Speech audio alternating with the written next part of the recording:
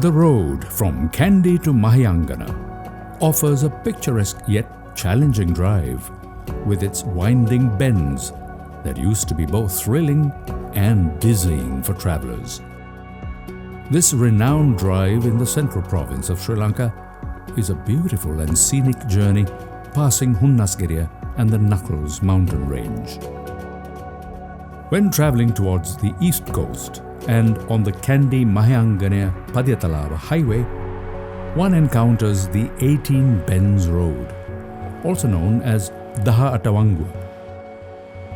These 18 hairpin bends bring the traveller down from an elevation of 700 meters to 300 meters above sea level. This rapid descent of 400 meters elevation takes place over just 6 kilometers. The economy of the town and locality of Mahiyangana is bolstered by farming, with paddy cultivation being predominant. Reservoirs like Loggaloya, Hapalaoya and Mapakada Wawa are all interconnected by a sophisticated system of feeder channels which keep the paddy fields irrigated throughout the year.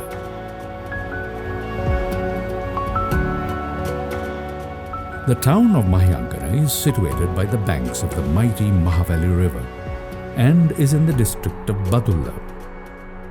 The town is a popular stop for Buddhist pilgrims as the Mahiyangana temple was an important stop on a visit to Lanka by the Buddha.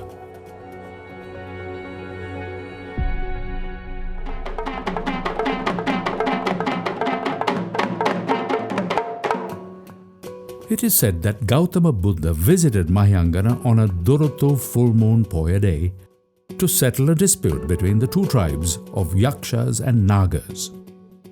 After preaching the Dhamma to the tribal leader Suman Saman, he provided him with a lock of his hair at his request.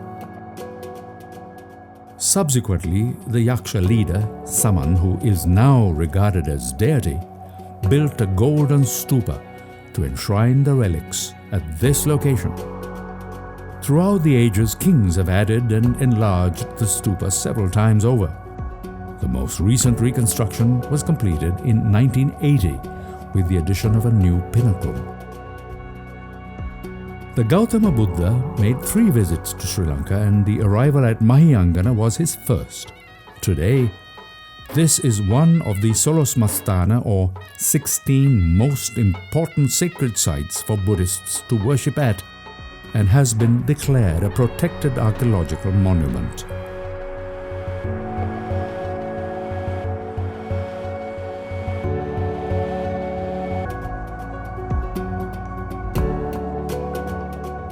The Sorabora Vawa is an ancient reservoir thought to be constructed in the reign of King Dutugamanu.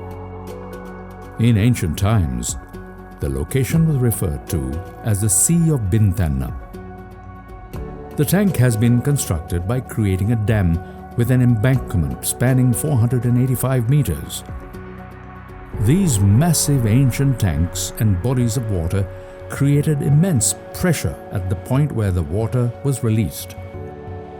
In ancient times, a unique Lankan technique and a structure called the Bisokotua was employed to regulate water pressure before feeding it to the surrounding paddy fields.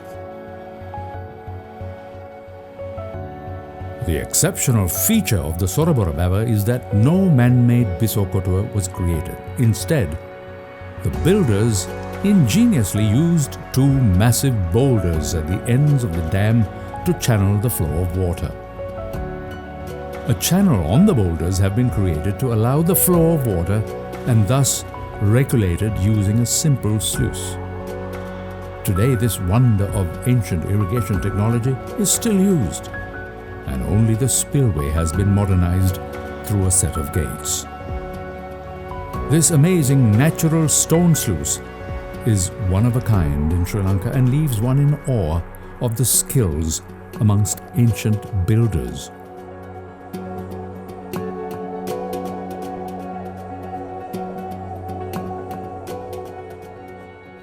The DVA people, also known as Vanilla Etho, are a minority indigenous group in Sri Lanka with a rich history that dates back to ancient times.